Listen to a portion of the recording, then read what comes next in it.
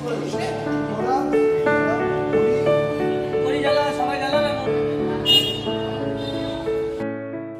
তৃণমূল ছাত্র পরিষদের সভাপতি তৃণাঙ্কুর ভট্টাচার্যের জন্মদিন উপলক্ষে মঙ্গলবার বালুরঘাট শহর তৃণমূল ছাত্র পরিষদের পক্ষ থেকে বুড়া কালীবাড়িতে পুজো দেওয়া হয় তার দীর্ঘায়ু কামনা করে।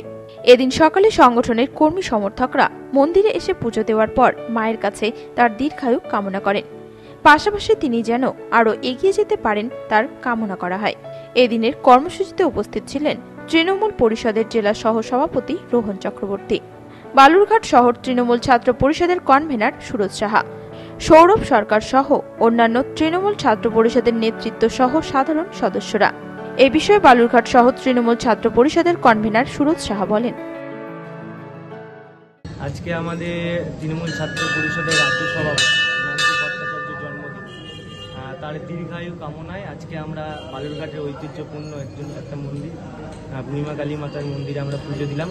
আগামী দিনে সে যেন আরও এগিয়ে যায় মায়ের কাছে আমরা সেই চাইলাম। আজকে এখানে উপস্থিত রয়েছে জেলা তৃণমূল ছাত্র পরিষদের সহসভাপতি রোহন চক্রবর্তী রয়েছে, বালুরঘাট শহরের আমার আরেকজন জয়েন্ট কনভেনার রয়েছে, বালুরঘাট কলেজের প্রেসিডেন্ট জিএস থেকে শুরু করে বালুরঘাট শহরের বিভিন্ন যে ওয়ার্ড কনভেনাররা আছে তারাও এখানে উপস্থিত রয়েছে।